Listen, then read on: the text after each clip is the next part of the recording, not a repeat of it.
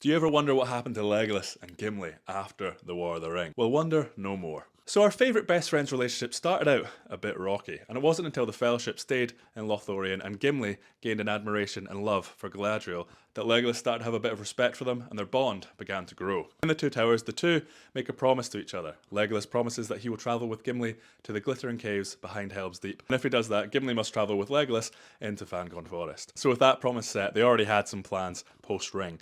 But after the ring was destroyed, the Fellowship spent some time in Minas Tirith. They witnessed Aragorn's coronation, and Legolas and Gimli wandered the streets of the city together, discussing how they could each restore and rebuild the city. Gimli talked about he and some dwarves could restore the stonework, and Legolas talked about how him and some elves could bring greenery and beauty to the city. When it was finally time for the Fellowship to leave Minas Tirith, they all travelled together. Legolas and Gimli rode together on the same horse. They travelled to Rohan to be there for King Theoden's funeral. After which, Gimli took Legolas into the glittering caves where he was left speechless at the beauty of it. And with Legolas's promise fulfilled, it was Gimli's turn to travel with Legolas into Fangorn Forest. He was a little bit less enthusiastic than Legolas was about seeing the beautiful glittering caves, but nevertheless he went with his friend, and this is where they part ways with the rest of the Fellowship. Over the next many years, Legolas and Gimli remained close friends. They travelled together, visiting other parts of Middle-earth, but they both eventually settled down. Gimli took a group of dwarves from Erebor to colonise the Glittering Caves, and he became the Lord. Not only did Gimli and his dwarves restore a lot of the stonework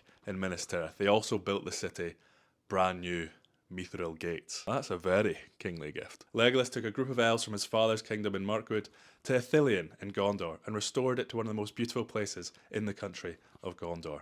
Over these years, Gimli visited Gondor, Legolas visited Rohan, they visited the Shire, they visited Aragorn and Minas Tirith. Legolas's heart began to feel the call of the sea, which Galadriel had warned him would eventually come calling. But Legolas stuck around with Gimli and Aragorn until Aragorn passed. Once Aragorn had passed, Legolas built himself a ship to sail over to the Undying Lands, and he invited Gimli with him. Go sailing with his best friend and travel across the sea to see the love of his life, Galadriel? How could he say no? They set sail together, and Gimli was welcomed into Valinor as elf friend, due to his close bond with Legolas and his admiration for Galadriel. He's the only known dwarf to set foot in Valinor. So there you go, there's a little bit of what Legolas and Gimli got up to after the One Ring was destroyed. Did you know all of that? Is there stuff that I've missed? Let me know in the comments below, and Merry Christmas and a Happy New Year.